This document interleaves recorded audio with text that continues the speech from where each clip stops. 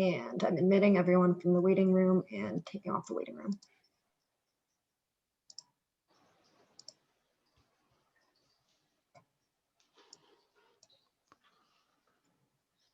Good morning, everyone. Thank you for joining us today. We will get started in just a few minutes, so please hang tight while we wait for others to join.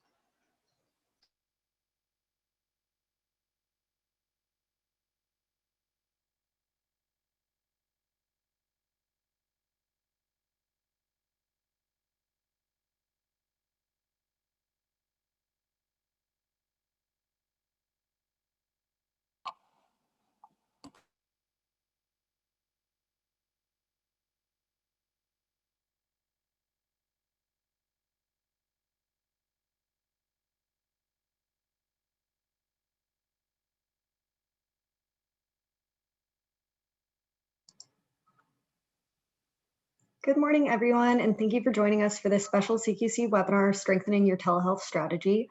We're delighted you're all here to join us today. As a reminder, the session is being recorded and will be available to you after the webinar is complete. We will be sending the presentation slides, the recording, as well as the URLs mentioned via email to the registrants. I know everyone's pretty familiar with Zoom at this point, but before we get started, I'd like to review a few quick Zoom tips. We'll have a couple of polls during today's session. So to participate, please select your answer and make sure to click the submit button so your answer is recorded. Everyone is currently muted, but there will be an opportunity to unmute and chat in, and we'll be monitoring the chat. So please feel free to chat in any questions you might have and we'll address them when we can. We are now sharing the PDF of the slides so you can follow along if you'd like. We've included a picture to guide you here. So please click the blue download button, letters to download the file to the location of your choice, and let me know if you have any issues. And if you're having any technical issues, please direct your messages to me, Erica Lind, and I will do my best to assist you. All right, thank you so much, Erica, and thank you, Michelle, for hosting the chat. So my name's Kristen Amodi. I am Senior Manager of Care Redesign at the California Quality Collaborative. Thank you so much for tuning in from wherever you are. Here in California, we actually do have some intense winter weather for us, so hope you're staying warm where you're located. We'd actually love to know where you are dialing in from and what type of organization. So Eric is going to launch a couple polls so we can learn more. Please let us know what region you're coming in from and then what type of organization. Once you've submitted that poll, please go ahead and chat in your name and organization so we can see who is represented on the line. I know that we have more national representation on today's call, so I'm happy to see we have, as the poll results are coming in, a lot of Southern California, some Northern California, and then a handful of Midwest and East Coast. So welcome. I'm also seeing a lot of IPA and medical group, followed by provider and practice, and then a couple of health plans and technical assistance organizations. So Eric, if you wouldn't mind going ahead and ending the polling and sharing results. All right. Thank you. We're really delighted that you're spending your afternoon with us. So before we dive in, I wanted to talk a little bit about who we are. CQC is a quality improvement program. That's a program of the Purchaser Business Group on Health, and that's shown on the next slide. Until recently, you might have known us as the Pacific Business Group on Health, but just this week, we announced that PBGH is rebranding as a way to underscore our role as the nation's sole purchaser-only organization helping transform the healthcare delivery system. We're really proud of our new branded website, and you'll see a link to that in the chat. And I encourage you to take a peek after today's webinar. CQC supports the delivery system here in California through improvement collaboratives and trainings, such as our ongoing CalHIVE Learning Collaborative. It's currently helping 7 provider organizations across the state improve chronic condition management through virtual care. So let's go ahead and start thinking about telehealth strategy. On the next slide, I want to hear a little bit more about your specific challenges. I want you to take a moment, stop and consider what, in 5 words or less, outside of reimbursement, what is the biggest roadblock that you're facing in your organization when it comes to integrating a strategy for telehealth? As you are thinking about those 5 words, those challenges, I'm going to go ahead and cover the objectives for today's webinar. What we're going to do today on the next slide is dive into a really broad framework for thinking about telehealth strategy and what you can use to plan strategically for integrating virtual care. We're going to share some examples from provider organizations and practices, learnings and successes, and also obstacles. We're going to help give you a tool and a framework for understanding how telehealth integrates into your organizational priorities. And then we're really looking for you to share and exchange your challenges and progress. And this is an important one. There's so much variation, activity, and movement happening within telehealth today. I really want to encourage you to feel emboldened to share in the chat and maybe even come off mute and share on the phone line. To share more. So I'm just going to take a look at some of the responses that came in the chat around challenges. I see integrating a team approach to care. So how to talk about care teams when it comes to training. Patient engagement and acceptance. That's something we heard a lot as we talk to practices and provider organizations, and we will be talking about how you can plan strategically and make improvements there. I see a comment about provider acceptance, which is something David and I will both be able to speak to about tactics that you might be able to consider there. So hopefully we'll be able to talk through some of your challenges today. And I'm really pleased now to introduce our guest speaker on the next slide. So I've already introduced myself, but I'm really, really pleased that today we have David Ford joining us from the California Medical Association. David is the Vice President of Health Information Technology. He's been a great partner to CQC and has lots of telehealth and policy experience, plus the sort of on-the-ground lens as he's been doing a 12-part webinar series that supports small and medium-sized practices here in California. So David, wanted to give you a chance to say hello. Hi, everyone. Really excited to be here today. Happy to join CQC for this webinar. Michelle just put in the chat box a link to our webinar series. You'll hear about one specific that towards the end of the webinar, you'll hear about one specific that's coming up next week about patient engagement. I think will be interesting given the responses we got into the in the chat box. But we've done a whole bunch of topics. They're all available. You do not need to be a CMA member, but feel free to download them. And I'm just really excited to meet all of you. Thank you, David, and thanks for joining us. Okay, so let's start thinking about telehealth strategy. A bit of a spoiler here. You are tuning into a webinar on strengthening your telehealth strategy, and insert record scratch right here. The first perspective that we'd like to offer you is that telehealth is a tool, and it's not necessarily a standalone strategy. What you're looking at is to understand is how telehealth can be incorporated in your overall strategic plan and long-term vision. I would offer that after everything we've been through in 2020, we're at an inflection point with telehealth. And now is the time and opportunity to build on the gains in provider and patient adoption, implement the learnings, and plan for the long term. CMS recently shared that between March and October of last year, 24 million out of the 63 million Medicare enrollees, which is more than a third, received a telemedicine service. That's huge. So the question we're all asking ourselves is, when I think about my organization's future, where does telehealth fit in? On the next slide, I wanted to kind of emphasize that just like, the breadth of organizations represented on today's call, each organization is on a different step in their journey for telehealth. And that's going to impact where you are able to integrate it into part of your strategy. For example, those of you who are looking to build on lessons learned during the early days of the pandemic might be thinking about how to evaluate or reevaluate what's working and what isn't, and then incorporating that into your plan. If you have some moderate telehealth experience, maybe you're thinking about new clinical use cases or spreading it. If you have lots of experience, you're likely building up your capacity within your organization, and also hopefully chiming in on today's webinar and sharing your learnings there. David, would love for you to kind of chime in. I know you've been talking to many practices among the state about their own experience. Yeah, thank you.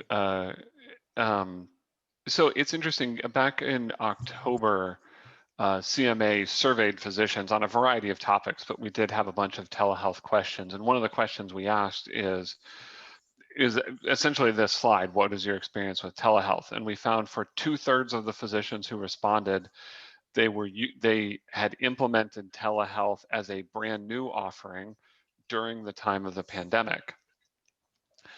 And one of the things that's actually I think we're seeing that's been really interesting is that we're already almost into a second wave of adoption, where, for those of us who tracked the adoption of electronic health records starting, with the Stimulus Act 12 years ago, we saw this process that played out over 8 to 10 years, where in the beginning physicians were just so panicked that just grab anything, and a lot of them did, sort of the cheapest, easiest electronic health record they could find. And then they went through the second wave where they're like, okay, if I'm going to have this thing for a long time for the rest of my practice, I guess I'd better invest in something that does what I needed to do. So that, as I say, that played out over 8 to 10 years in electronic health records. In telehealth, it's playing out over 8 to 10 months. Where physicians in the beginning, and I'll talk some more about this later about how the policy affects this, but physicians just grabbed whatever they could. And a lot of folks were doing telehealth on Zoom, Skype, FaceTime. And now as they're looking at it, and they're looking at hybrid practices where telehealth may be a component moving forward, they're saying, okay, maybe I better get something that actually works and that I'll still be able to use when the pandemic ends. And so it's just been interesting because there was sort of the panic strategy that just how do we keep the lights on back in the spring of last year. And now we're into sort of okay, let's adopt an actual strategy for what we're doing with telehealth. Mm-hmm. Yeah. Thank you so much, David. I think we have an interesting question in the chat from Sean about distinguishing telehealth and virtual care. David, do you want to take a crack at this one first? Sure. And I don't know how the structure of the webinar, if this is possible or allowed, but I would also, I'd be curious to hear what Sean says about this. There are two things we tend to use interchangeably. For better or worse. In general, just from where I'm coming from, I use telehealth as a catch-all to incorporate both audio only and video conferencing telehealth. But I know some people are starting to use virtual care as a more inclusive term if we're also talking about things like remote patient monitoring, which doesn't really fit into telehealth, but which is growing very fast as a component of strategy. So, Sean, Erwin, I'd actually love to hear from you if that's where you were going with that comment. Mm-hmm.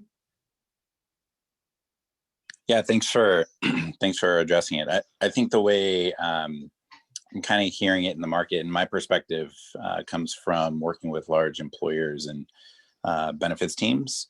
But the virtual care and the where it's going, I think there's this vision of having it be more of a relationship-based provider model, versus the telehealth solutions that are out there today have been a lot more transactional in nature, much more urgent care focused, if you will. So just would love to hear, in general, your kind of thoughts on direction of virtual care, this sort of virtual primary care philosophy that's kind of floating out there right now. Because I think we've seen a lot of these telehealth organizations shift from calling it telehealth now to everyone calling it virtual care. Does that make sense? Yeah, it does. And I appreciate you chiming in for the clarification. So I agree in the sense that, like, and I'll just use one example. Sutter has a project now called TerraPractice, which is a virtual care model.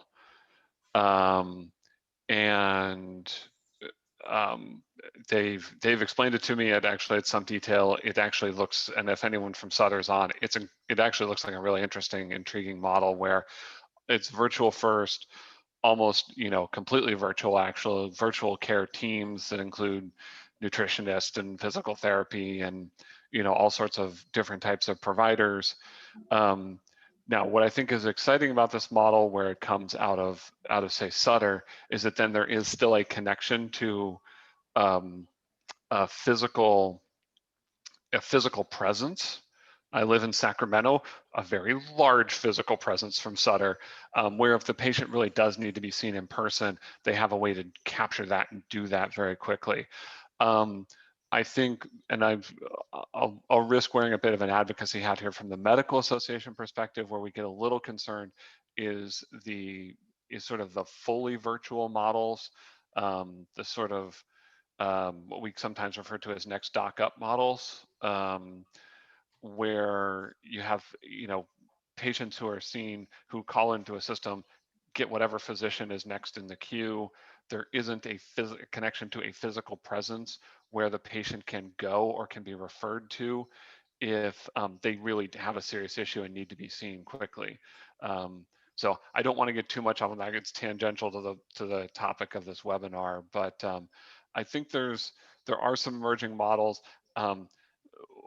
One thing I will say, I think, we've kind of used telehealth through this presentation because for a lot of the providers, and especially the ones that I deal with in small practices, they're not quite to the level of sophistication yet to do these fully virtual models, but hopefully we are driving in that direction.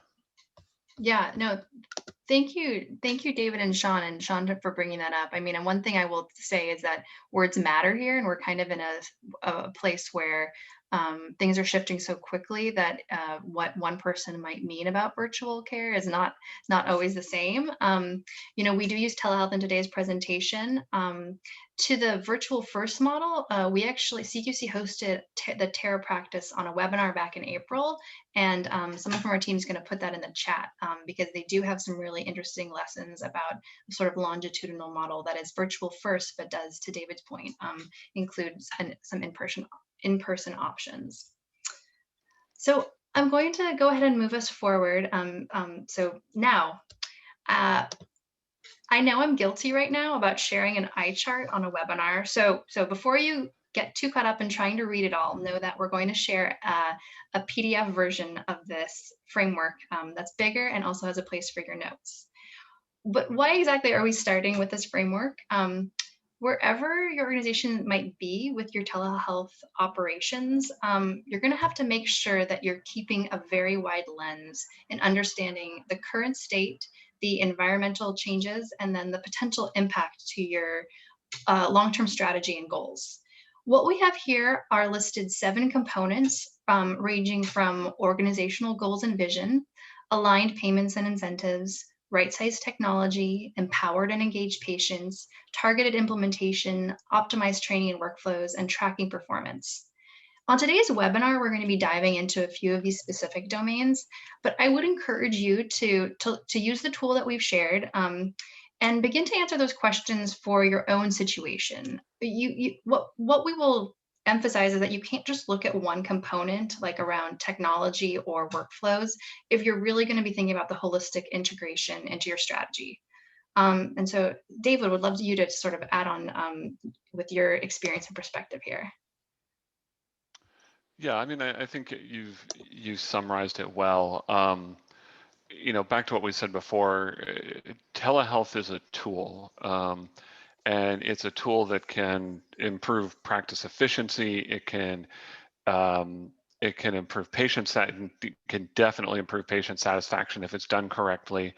It can help a practice move towards value-based care, if that's, ACO models, if that's what you're trying to do, and we'll talk a little bit more about that later. But I think what I've told practices is really don't come up with a telehealth strategy, come up with where you want to go as a practice, and then how does telehealth help to get you there in the easiest way possible, right? In the way that's going to cause the least amount of disruption, the least amount of headaches for you as the practice. Mm-hmm. Yeah, I think one thing that when David and I were talking about this webinar, you mentioned it's like oftentimes practices and provider organizations think of technology as a silver bullet. Like once you make that change, that's going to change everything. And there's just a bit of a danger there in thinking that. And I bet the EHR implementation that you spoke to is a good example there. Yeah, it really is. I mean, there is that danger, as you said, of thinking of technology as magic. That, oh, we're going to have technology and everything's going to get better. I mean, I think we all know that's not necessarily true, and that technology can make the practice better when it's used correctly and when it's part of an overall strategy.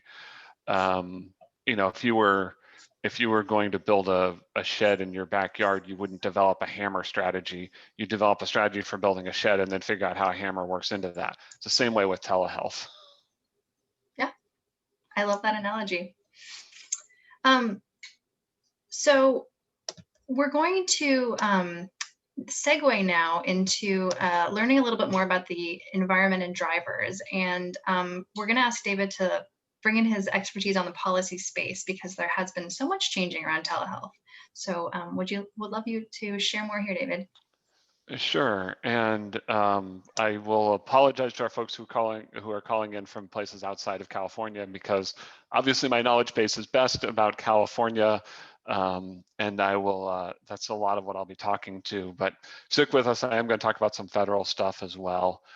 So as we come into 2021, I think the biggest thing we're all hoping for is at some point we will actually possibly come to the end of the COVID-19 public health emergency. It doesn't look like that's imminent, but we're hoping it comes somewhere along the line here. And so we have to look, kind of like I talked about earlier, we have a lot of stuff that's happened during the pandemic, and now we have to look at how we shift if we all do get vaccinated and we're coming to the end of the pandemic, how we're going to approach telehealth going forward. There are some major policy benchmarks that we need to look at this year. I wish I could sit here and tell you exactly what's going to happen. I can't, unfortunately. There's a lot of moving pieces at the moment, not the least of which being a brand new administration in Washington. But what I do want to just talk through is a few things to watch for. On the federal level, obviously the biggest thing everyone's waiting for is what is Medicare going to keep out of all of the pandemic era telehealth changes? One thing I do want to make sure everyone understands is that some of what we would want Medicare to keep, CMS can't just wave a magic wand and do, no matter who's running CMS. There are many components of what was in the Medicare rules for the pandemic that can only be changed with statutory changes that would have to be passed by Congress. And of course, we also just seated a brand new Congress, and a different party now controls the Senate. So there's going to have to be sort of two conversations, one as far as CMS, and then one about what the Congress is willing to keep and write into law. The other thing I wanted to make sure everyone's watching, because I've actually found in talking to physicians almost as important as payment parity, which is the OCR notice of enforcement discretion. case anyone's not familiar, HHS OCR, Office of Civil Rights, is the office that oversees HIPAA. At the beginning of the pandemic, when everything was just craziness and everything was just go, go, go, OCR put out what's called a Notice of Enforcement Discretion, which basically means we're not changing the law, but just for a little while, we're going to look the other way and pretend we're not seeing this. And what the Notice of Enforcement Discretion allowed in telehealth was it allowed for physicians to use basically consumer products for telehealth: FaceTime, Skype, Zoom, Google Hangouts. For those last three, by the way, I'm talking about the basic versions of these, because all three of those do have HIPAA compliant platforms, but the basic, like off-the-shelf version of all of those.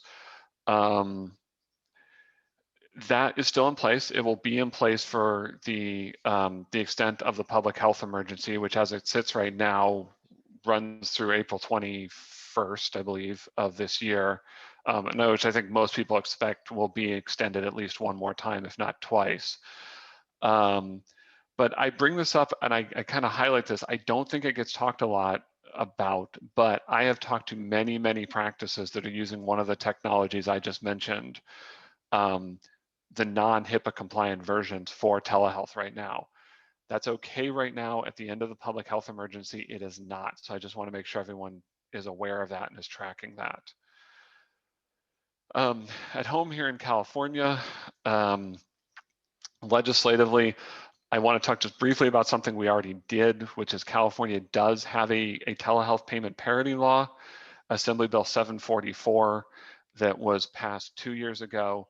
It actually just took effect in law on January 1st of this year. That bill says that for any commercial payer contracts that are issued or renewed after January 1st of this year, they must pay telehealth at parity with in-person visits. So it's somewhat limited in its effect, right? Because it's just commercial and it's just for new or renewed contracts. But it is the law of the state starting January 1. But with everything we've learned over the last 10 months, I think a lot of us would like to see the law put in place by AB 744 enhanced and expanded.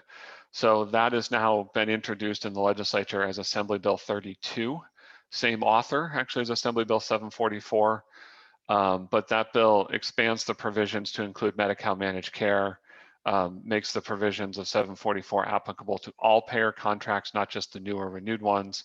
And it will also put some clarifying language in law about the use of telephone. So that's worth mentioning as well. There's also going to be a big conversation in the legislature this year about broadband access.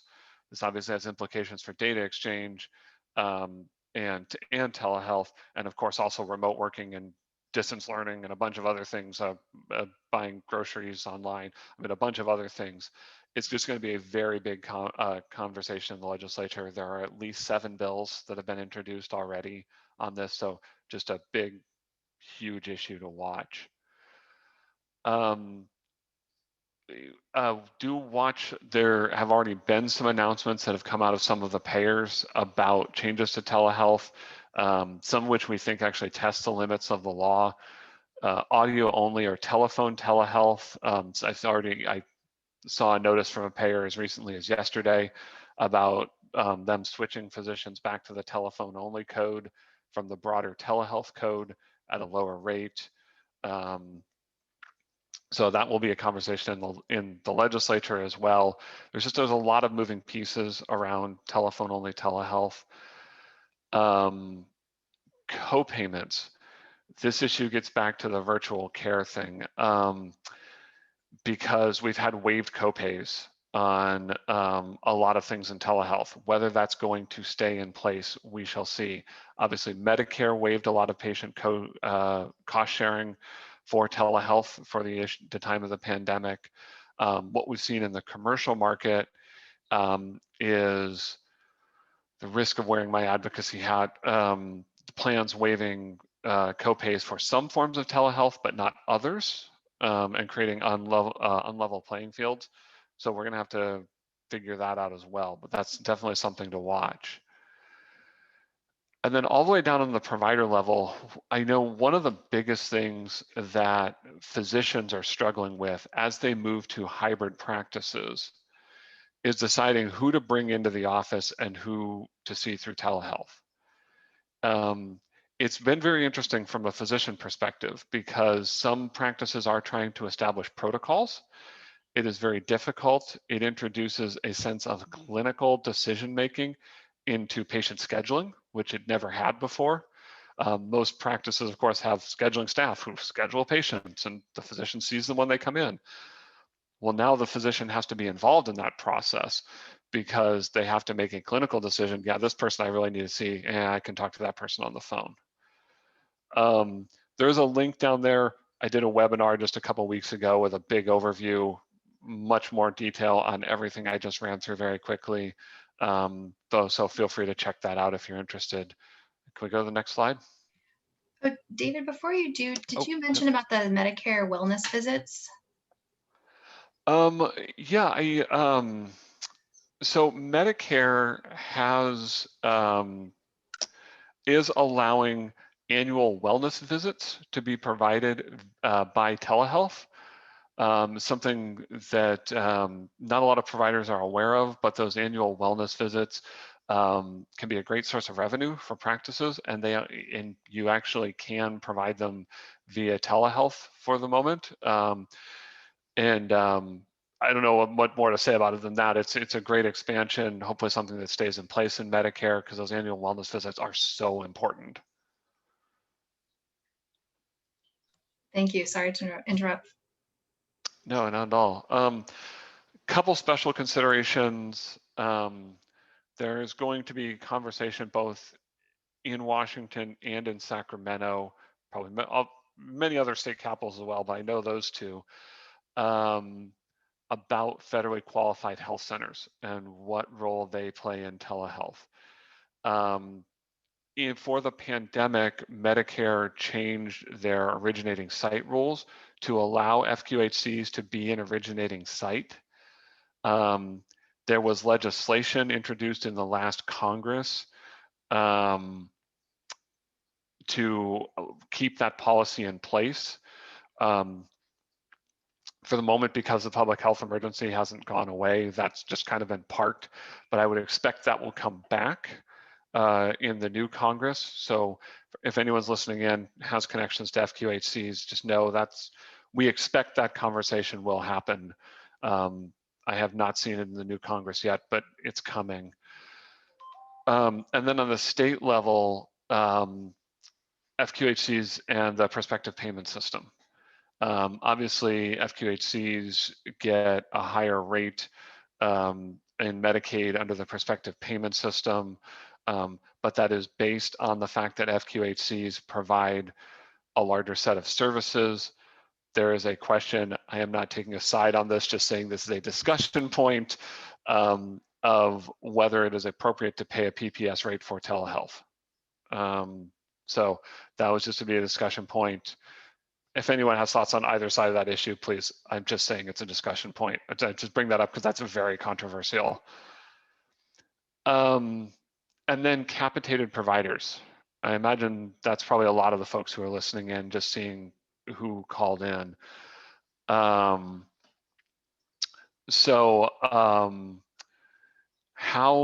telehealth payment parity applies in a capitated system. The all plan letters that DMHC, DHCS, California Department of Insurance all issued back in spring of 2020, they all said that plans were not only responsible for paying at parity, but ensuring that delegated groups paid at parity as well. That's pretty complicated because in the capitated system, payment parity doesn't really function the same way. So again, this is something that's going to be a discussion point. I'm not exactly sure how that's going to play out, but everyone's trying to figure it out right now. And then there are some issues too about, and and this is where the third party, telehealth providers, the teledoc, doctor on demand, how those come into play, is how to count those things. Groups are assessed on so many things. They have clinical quality scores, utilization rankings, timely access, network adequacy regs that plans are held to. There are real questions around how telehealth works in those rubrics. So if you have a patient who is assigned to XYZ medical group, and they have not been seen by XYZ medical group in the last 6 months, a plan or regulator may look at them and ding them, well, you haven't seen that patient. Well, they haven't seen them because their plan steered them to teledoc. Well, that's clearly not fair to the group, even though the patient did get service. So we have to see how that is just going to be a discussion point. And then, plans are held in network adequacy considerations. Does saying, well, the patient can be seen by this third-party telehealth provider, does that work? Do we get to count those providers? I think that is an interesting policy consideration that's going to come up with the groups. That's a lot. I know I threw that a lot. I wish I had more concrete answers on what's going to happen, but best I could do is give you guys a sense of what I think the discussion points are going to be. No, I think it's incredibly useful, and any organization looking to have this conversation needs to understand the possible changes, and at the very least be prepared for change. I wanted to see if anyone did have a question around this sort of policy landscape for David. Trudy has a couple of helpful links in the chat. It looks like you're tuning in from Comagin in Idaho. Some clarification around audio only at the CMS level, and then a list of CMS supported telehealth visits. So let's just see, does anyone have any questions around policy before we dive back into our strategic framework? I will just add one comment that Trudy made about audio-only telehealth. Is I just saw yesterday there is legislation in the Congress to keep audio-only telehealth. I'm not a congressional lobbyist, but it was introduced. If I find the bill number, I can share it, but it was introduced yesterday. I think audio only, as I say, it's going to be a difficult conversation. I know there's a lot of concern about audio only. From my organization's perspective, we think that audio only is very, very important for patients who don't have access to broadband, older patients, underserved patients. But the payers tend to be very concerned about, for some reason, particularly concerned about fraud with audio-only telehealth. Mm-hmm. Thank you. Well, so much rich information here, and David, thanks again for covering such a broad update. So I don't see any other questions in the chat. So let's go ahead and think back to our strategic framework. And we're going to start breaking down some of the components. We're going to take two at first. Let's look at organizational goals and aligned payments and incentives, because it's pretty natural to think of those together as they're so entwined. Let's say that you've collected the right group of people, or at least a group of people at your organization, and started to look at these elements. Once you've thought about these questions, what do you do next? We have a few suggestions here. One is to, incorporate telehealth into a goal or an objective into your strategic plan or strategic planning process. Look to those champions within your practice or network and try to recruit them as leaders for the change initiative that you're going to be taking on. And this one's kind of very difficult because, as David mentioned, we're entering, month 11 at least of living in the public health emergency, with more to come that you all are dealing with at the front lines. But there's also often lessons that you have absorbed and should keep track of and apply going forward. The other thing, and this is just to speak to everything that David mentioned, is to make sure that you're keeping track of the changes or forecasted changes with your payers. There's a report from the Center for Connected Health Policy. They did analysis on private payer telehealth coverage, and we're putting that in the chat. That might be a helpful resource to review. So David, would you sort of add anything to these two considerations? No, I mean, not a lot. I mean, they kind of touched on it earlier. Of course, it's, it's all about, if you're going to move to a hybrid model, if you're going to keep telehealth past the end of the public health emergency, it affects everything about how you run your practice. From how, as I mentioned earlier, how patients are scheduled, to how you bring patients into the practice, and it needs to be part of a larger strategy. And I'll just use one example, is if you want to move into value-based care, right? Aledade, a very large value-based care company, national presence, moved into California.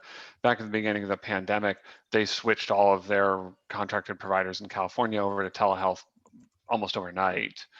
And now they're incorporating it into their longer strategy for their accountable care organizations and how to use telehealth as a tool, because it can be a powerful tool for increasing quality scores, patient satisfaction, lowering costs, all the things we want to do.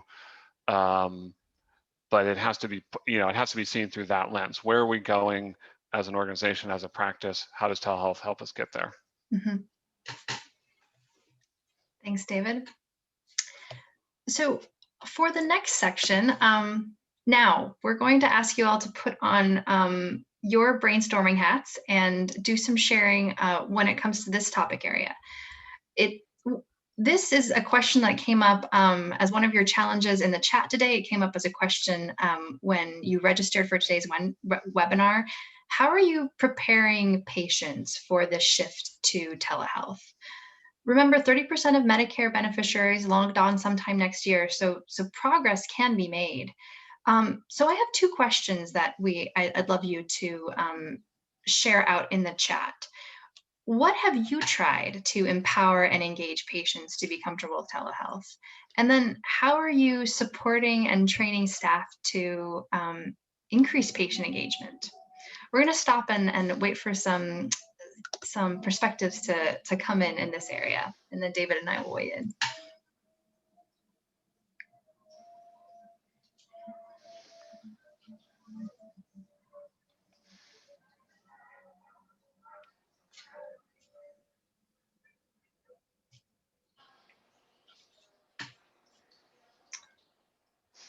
So Gary, I see an example of a pre-visit walkthrough to verify technology compatibility and patient comfort. Yeah, that's great.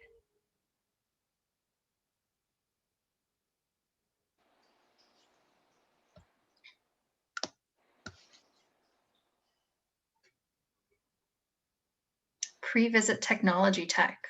I love that there's different terms for the walkthrough, the tech check, the pre-visit, the pre-visit. That's great. I love to see these themes. Are folks using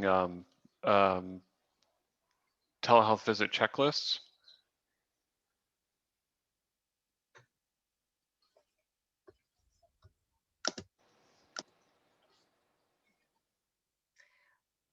We actually have an example of one, David, you recommended, so we can put an example in the chat if that isn't being used. So David, what would you sort of add? What have you seen as successes in at practices you've been talking about for preparing patients? It's a process. I'd like to say that there's some magic bullet of like when you log on, when you log on, there's some magic bullet of how you engage patients, but it actually starts all the way back when you decide you're going to roll out telehealth. It's first how you roll it out to your patients, talking to them about this is a new option of a new way that we can help you get the healthcare services you need. A lot of practices do some kind of either do a letter, a social media post, some combination of the two, and then making sure I think one of the biggest things is making sure that the patient understands that this is something you're doing to try to make their lives better, right?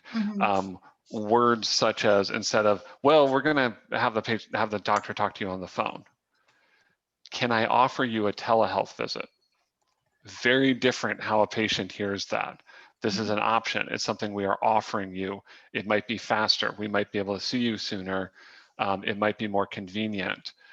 How you approach the patients with that is important. The checklist and that one is one I found online that I thought was really good. Part of what you're trying to do in engaging patients is getting them to understand that seeing the physician via telehealth is the same as coming into the office, right? Making sure that you have your medications handy so we can talk about them. Making sure you're in a quiet place, turning off your TV while we're talking. Just getting patients sort of into that mindset of you are still coming to see the doctor.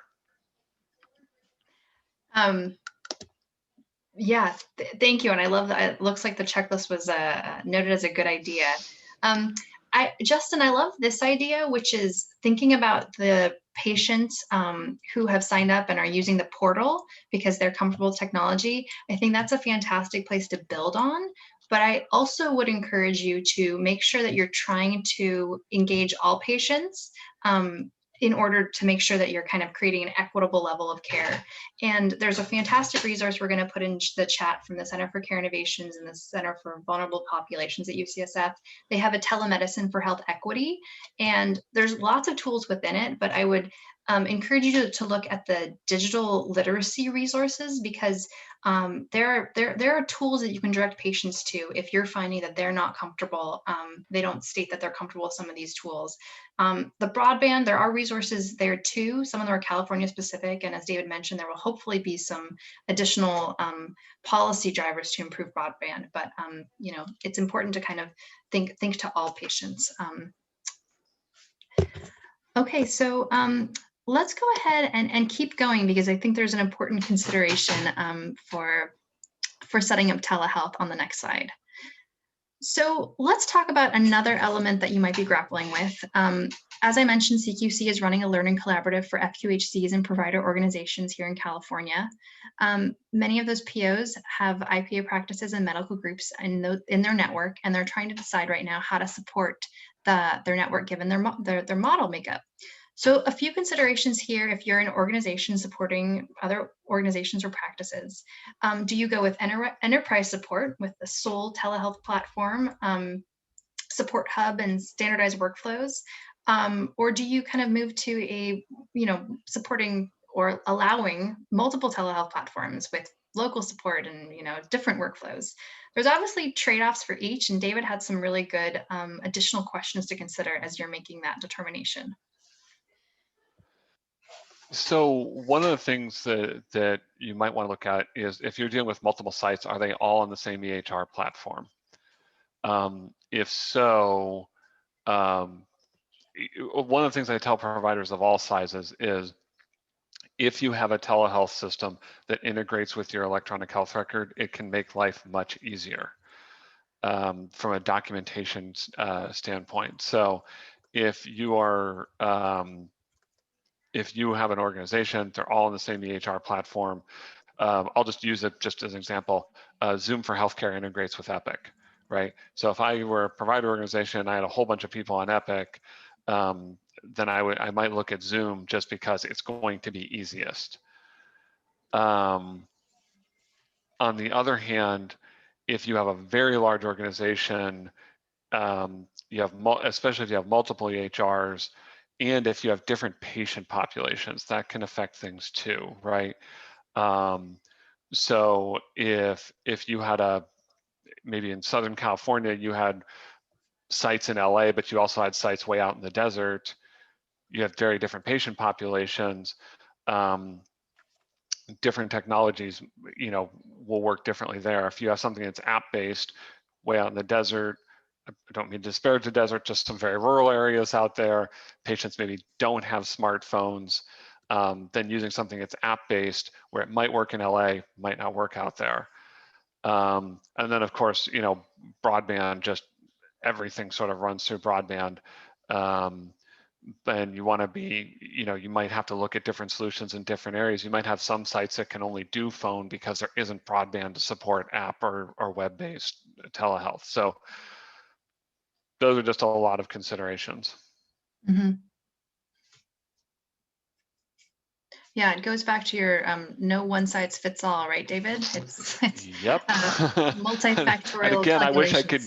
I get a lot of practices, smaller practices, say, well, which one should I get? All depends on what your situation is. Well, I think you offered some really useful tactics for our CalHIVE participants who are on the line. So I'm going to set up another sharing exercise that's going to take us to the realm of imagination. So on the next slide, let's all think about a fictional medical group in Southern California that has about 200 physicians. These providers had very little experience with telehealth before March 2020, but adopted a standalone telehealth platform in late March, and today are still doing about 40% of their care over video as well as phone. So right now, the senior leadership team is going to go on a virtual retreat and determine how to integrate telehealth into an existing long-term strategic initiative this group has for chronic condition management. So that's the scenario. On the next slide, let's go ahead and think through this organization and consider the optimized training and workflow area that we mentioned earlier. The organization's likely thinking about how to support efficient and effective clinician and care team training. They're thinking about how to balance, uniform workflows compared to, more individualized ones, which is what we were speaking to in the previous section. And they're also thinking about how to roll this out and how to do so most efficiently. So let's go ahead and I would love to hear others chat in. Based on your experience, where would you advise this organization to go next?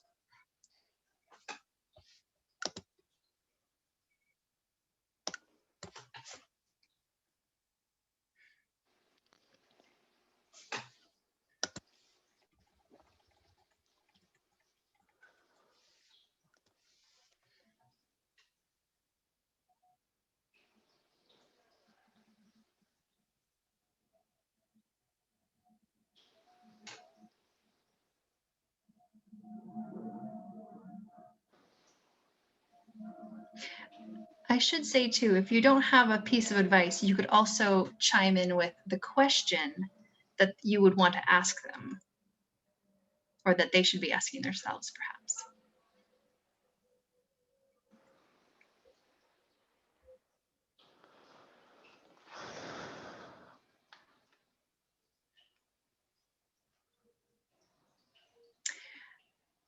Gary, I appreciate your perspective that you've offered here, is that many would take time and to work out all the questions, but as we've seen, sometimes these things can be fast-tracked very efficiently.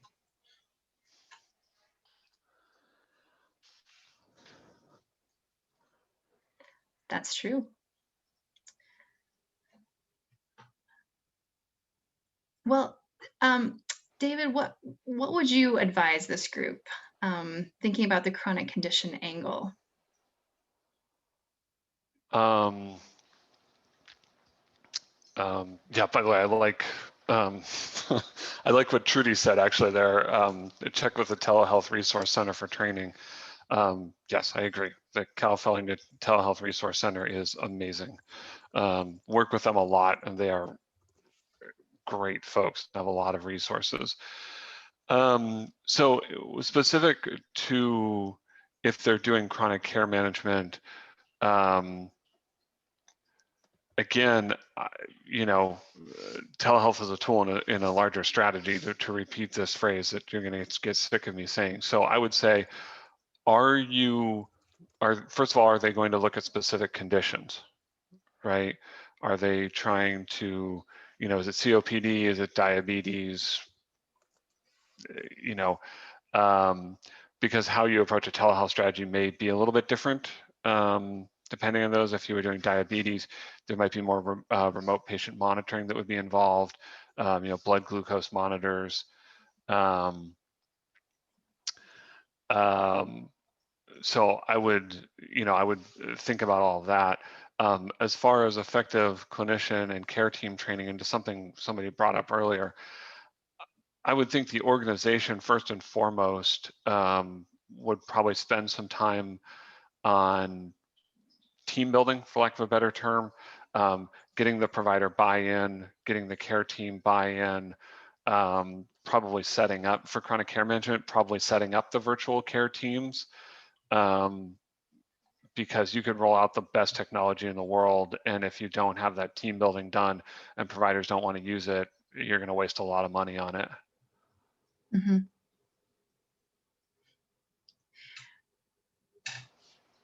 I see some other great additions in the chat. Webinar training. Teresa, thanks for sharing this for providers with an expert and share best practices.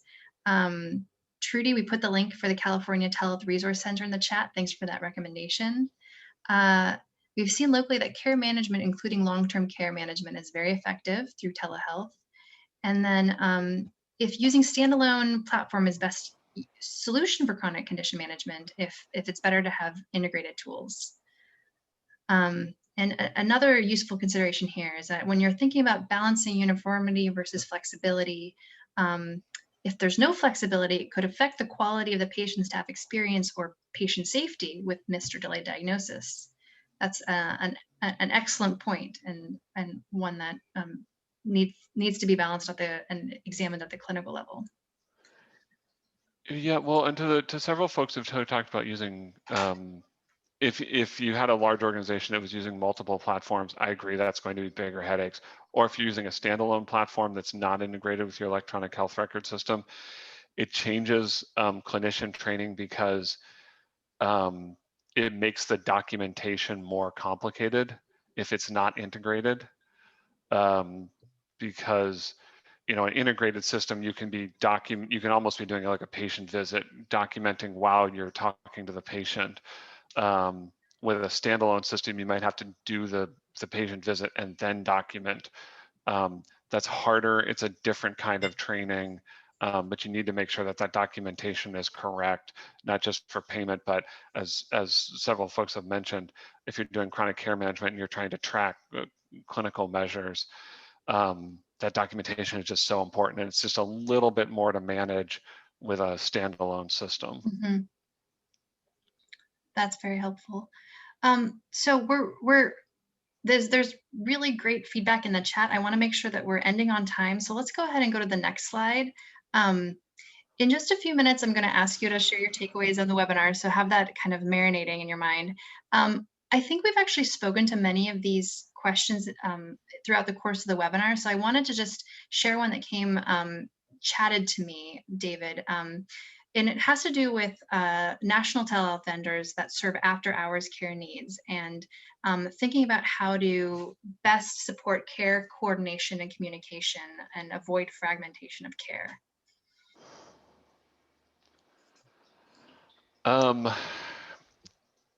That's actually when I talked about some of those vendors earlier. That honestly is one of the biggest challenges they present.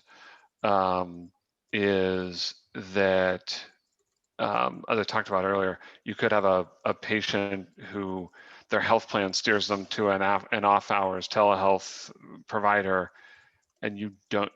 And some of the data and the research shows that those providers are actually more likely to do prescriptions. but that doesn't get relayed back to the provider. That is something that big picture is going to have to be sorted out in the policy realm.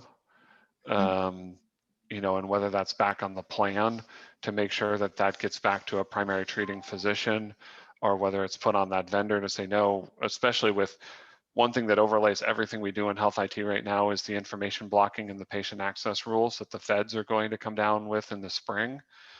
That,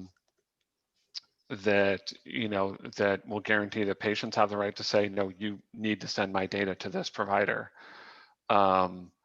It's not something, unfortunately, that, I mean, it is something that would be very difficult to, sort out through a workflow perspective if you don't know that's going on. Mm-hmm. Yeah, sounds like it's not a simple answer, but thanks for taking a stab at it, David. So we're just going to start wrapping up. I really want to thank you all for tuning in. This group had really, really excellent questions and perspectives. So let's go ahead and go to the next slide. With your remaining seconds, we're putting in a link to David's webinar that he's hosting, and I believe it's next week. I would love for you to add your takeaways from today's webinar in the chat. You know, what we've talked about is a really broad spectrum of ways that you can think about telehealth strategy and incorporate it. But remember that it's not one size fits all. So I think how our discussion went today reflects that. As you're putting in your takeaways, we're going to do a quick poll on how this webinar met your needs. And really, really want to thank you for tuning in, and David for joining and sharing his perspective. I think it was a very rich discussion. And finally, I believe we also had our CQC webinar and the CMA webinar, I'm sorry, the CQC webpage and the CMA webinar on our final slide. So with that, that was a very quick wrap up. David, anything you would like to say as we close? No, thank you for the thank you for inviting me to CQC, and thank you for everyone for listening in. Great. Thank you again, and take care. Have a great rest of your afternoon. Bye-bye.